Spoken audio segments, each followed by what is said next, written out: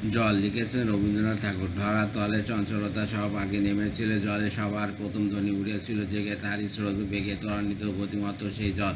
কল্লোলে উদ্বেলে উচ্ছ্বাস শৃঙ্খলা ছিল স্তব্ধ পুকুরে আমার, নিত্যহীন উদাসীনতা, অতহীন শীর্ণ শূন্য দৃষ্টি তার।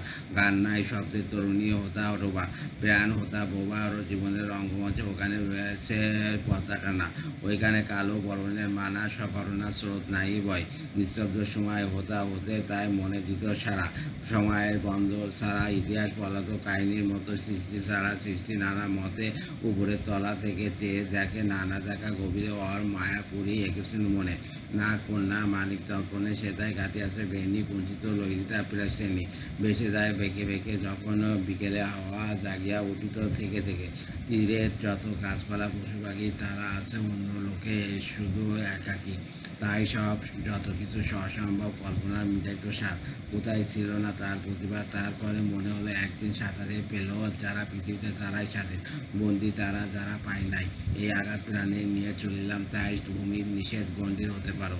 অনার শক্তি শত্রুতা সংশয় কাটিল ধীরে ধীরে, জলে আর তীরে আমার এই মাঝে নিয়ে হলো বোঝাপড়া।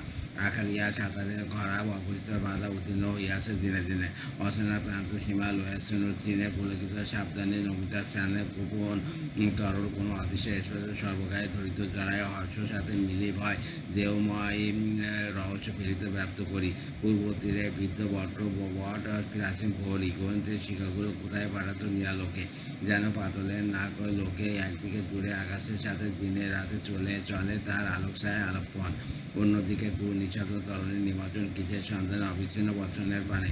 সেই বিকারে ছিল আমি দোষর দূরে বাতানে বসি নিরালায়, বন্দি মোরা সবাই জগতের ভিন্ন কিনারায়। তারপরে দেখলাম এই পুকুর এখনো বাতান, একদিকে সীমা বাধা অন্যদিকে মুক্ত সারাক্ষণ করিয়াছে পারাপার শতবার।